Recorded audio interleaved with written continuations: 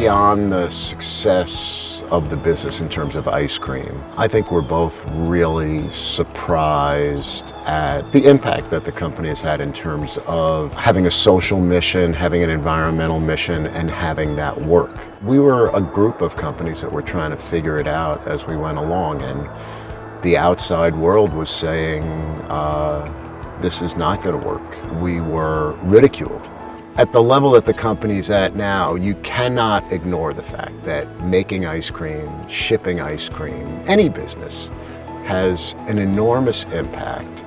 No, people are not going to stop flying in airplanes, and no, we're not going to stop driving. We need to find ways to make it sustainable.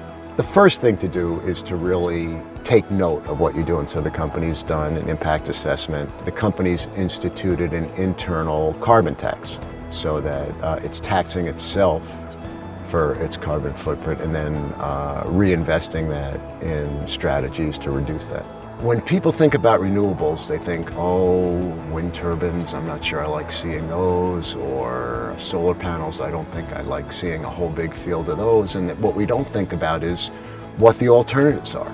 The environmental and social and human costs for those are so enormous. The extraction of those fossil fuels, the pollution and the cleanup are all costs that get externalized by those companies. They're not paying for them, they sort of put it on the public, and that's just not right.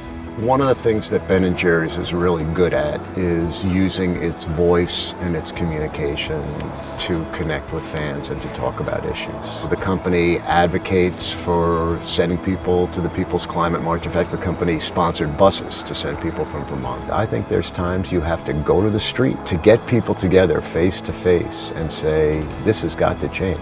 That's the way to change things. I personally use some solar panels. I want to be making conscious decisions. I think the shift from fossil fuels is going to have more than environmental benefits. It's going to produce more jobs. It's going to be, of course, a cleaner planet, but in the end, it's going to be more profitable. And it's similar to Ben & Jerry's having a social and environmental mission. In the beginning, people thought, oh, this is going to be a cost to what you're doing, that it's going to make your business less successful. And ironically, the more caring and giving Ben & Jerry's has been, the more financially successful it's been. And I think the shift to renewables and away from fossil fuels is going to be the same thing.